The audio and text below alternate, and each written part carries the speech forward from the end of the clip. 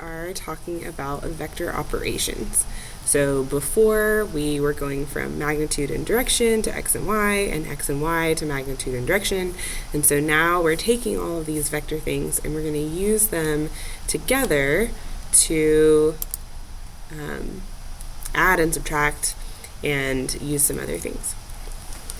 And so in this picture, if we were doing this in class, I'd ask you some things that you notice about this picture, some things that you wonder about this picture.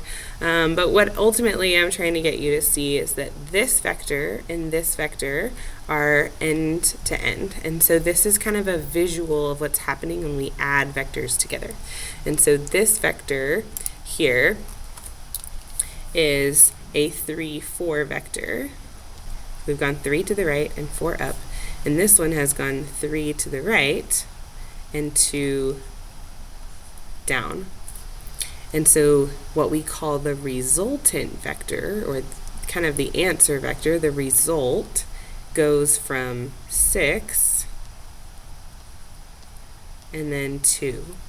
And so the addition of two vectors together will equal the resultant. And so where the way that I kind of talk about this in class is that this is Stratford. So Stratford High School is here. Miss H's house is here. And sometimes she goes from Stratford High School and she goes straight home. But sometimes she goes to Chick-fil-A first. So she goes to Chick-fil-A first and then she goes home. So the starting point and the ending point are always going to be the same. But sometimes she may stop somewhere else on the way home and then end up at home. And so the addition vector, 3, 4 plus 3, negative 2, is going to equal our resultant vector. When we add these two together, it's going to be the same as 6 and 2.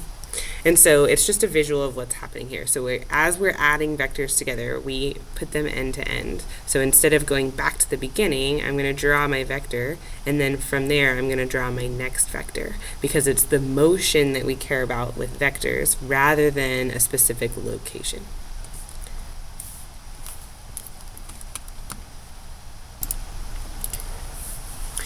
So on this example, we are looking at we're writing the component form of the vector that has an initial point of 6, 7 and a terminal point or an ending point of 9, negative 5. And so visually what's happening here is we have 6 and 7, and then we have a point at 9 and negative 5. And so this is obviously not drawn to scale. It's mostly just to help you think through like what's happening here. So you are thinking about the motion that is occurring here. And so from this point to this point, I've gone from 6 to 9. And so 9 minus 6, or the bigger, or the ending point minus the beginning point. So 9 minus 6 would give me 3 spaces, or 3 units. And then negative 5 minus 7, the ending point minus the beginning point, is negative 12. And so the motion vector that would be created is 3, negative 12 here. And so it's like going from point to point, and what is the motion vector that's occurring between those 2 points. The other operation that we're going to look at today is adding vectors and subtracting vectors.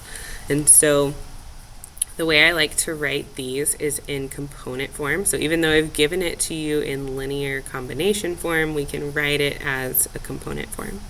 And so 2 times u, so 2 u's, negative 2, 4, and a negative v, 7, negative 3. And so if I expand this situation, so this one would turn into negative 4, 8, and this one would turn into -7, +3. And so what we can do with these values is the x values get added together and the y values get added together. So -4 plus -7 gives me -11, and 8 plus 3 gives me +11. And so my resultant vector, or my answer vector, so this is our vocabulary word that we're going to use. The resultant vector is -11, +11. And so visually what we can see happening here is -2 and 4. So this is one u, but we have two u's.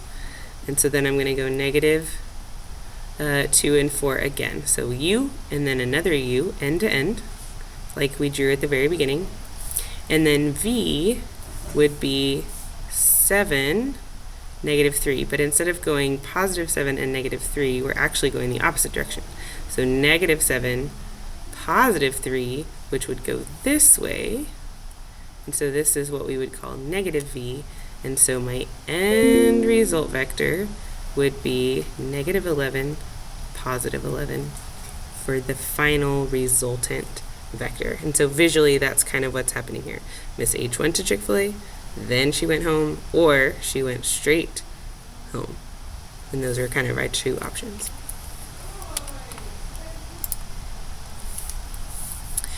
Then from the last problem, we're using the answer from the last problem, and this one is asking us to solve for the direction. Solving for the direction, from before Thanksgiving, we found the angle measure using inverse tangent of the y value over the x value. And so hopefully you see that this is going to be a quadrant 2 situation, or from our picture from the last slide, we could see that this was a quadrant 2 situation. And so when we do that, we're going to always add 180 degrees. And so inverse tangent of 11 over -11 would give us -45 plus 180, and that gives us 135 degrees.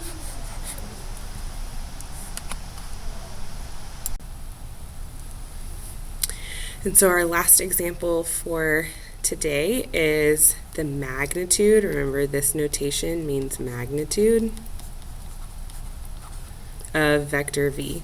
And so here is vector v, and just because it's in linear combination form doesn't change anything about it. This is still x and this is still y. And so our magnitude is equal to the square root of the x value squared plus the y value squared, and that gives us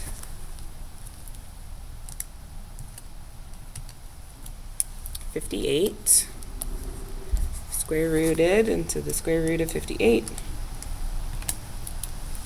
is equal to 7.6, and that would be our magnitude.